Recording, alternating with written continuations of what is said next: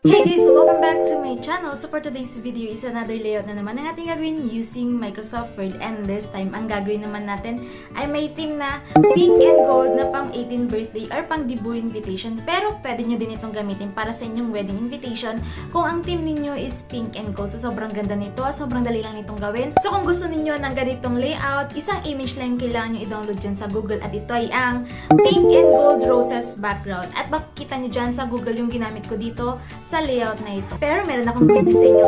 Dahil ang image na ginamit ko dito is downloadable, at makikita nyo dyan sa may description box para hindi na kayo mahirapan. At isave nyo na lang yan sa isang folder para easy access na lang kayo kapag gagawin na natin ang layout na ito. At meron pa akong isang good news. Dahil ang layout na ito is available for purchase sa sobrang murang halaga lang. So kung ayaw mo nang gumawa ng iyong layout, kung wala kang time, kung hindi mo kayang gawin or hindi mo kayang sundan, pwede mo akong i-email. Nandiyan sa description box ang aking email para i-purchase ang layout na ito. Pero kung gusto mo din naman na mag-experiment at gumawa ng sarili mong layout, pwede din naman. Sundan mo na lang ang layout na ito or ang video na ito at i-download mo ang image na kailangan natin dito. So kung ready ka na, i-start na natin ito using Microsoft Word.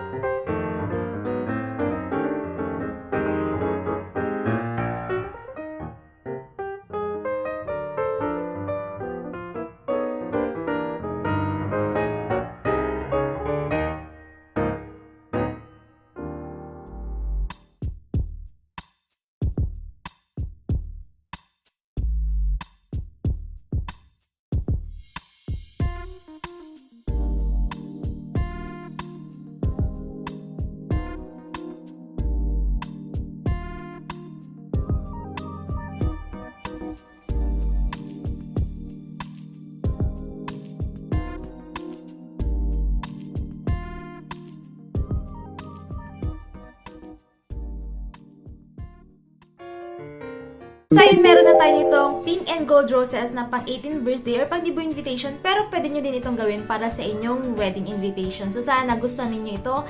And kung may mga request and suggestion pa kayo, pwede kayo mag-comment dyan sa baba at gagawin natin yun ng video. Again, thank you so much for watching and see you sa aking next video. Don't forget to like and subscribe. Bye!